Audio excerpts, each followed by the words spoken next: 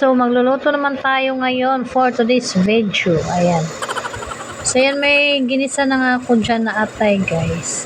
So, may atay yung, atay ng manok. Nanalo-halo ko lang dyan at natin, sasahog natin sa gulay. So, may nakaprepare na ako ng gulay, guys. Ayan. Lalagay na lang natin yung ating gulay. Sinugasan ko nga yan ng mabuti. Kasi madaming, alam mo na yung mga ng gulay. So, yan. Nilagyan ko ng para matanggal yung mga bakterya. Bakterya ba yun? Basta yun, gano'n. So, yan. Haluin na nga natin, guys. Tapos, takpan natin maya-maya. Nilagay ko na nga yan dyan yung oyster sauce. Pero nilagyan ko na yun ng mga pampalasa kanina, guys, bago ko nilagay yung gulay. So, yan, lagyan natin ng oyster sauce. So, sinimot ko na nga yung oyster sauce dahil nga sa mahal nga ng ating bilihin ngayon, no ba? So, ayan, takpan nga natin yan. Tapos, habang, inihintay natin yon, maglilinis muna ako ng misa. Kasi madaming langaw. Ewan ko ba bakit saan ba yung galing yung langaw. So, ayan, punasan ko muna yung ating misa. Ayan. Ayan, habang naghintay tayo na maluto yung ating gulay. Pero saglit lang naman to, guys. Hindi naman siya overcook. Ayan, tapos na nga, guys. Tingnan na natin yung ating gulay. Ayan. Ayan, medyo nahaluin natin. Okay na siya. Ayan, halu-haluin muna natin.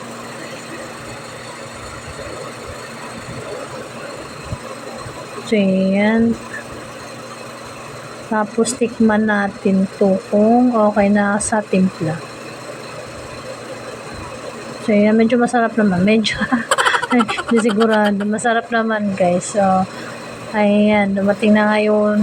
Asawa ko kanina, yung aking, banana na. So, ayan, kumakain na kami ng tanghalian kasi, kanina, bago ako nagluto is, nagsundo mo ng ka-itching. So, ayan, guys, si Itching, walang toyo, naglagay ng tubig. Kaso lang, nilagay niya ng tubig ay tasa. Nilagyan niya. Kaya wala siyang toyo ngayon. O, diba? Mabait si Itching ngayon. Ayan, kain muna tayo, guys. Tikman natin yung ating gulay. So, ang gulay pala nito, guys, is na siya, binili ko yung gayat-gayat na. At chop suey siya. Nakabalot na siya ng kasi dito lang ako bumili sa namin, parang talit pa ba tayo, hindi sa tindahan din nagbibenta ng mga manok, ganyan. So yun, doon ko lang binili siya. Tapos kumakain na nga kami kasi nga babalik na rin yung aking banana na mamaya-maya duty na naman sa kanyang area of responsibility, no? So, ayan, kakain muna tayo. So, maganda talaga pag busog mag-duty. Para hindi kumakalam ang ating sikmura, lalo na ngayon, Diyos ko.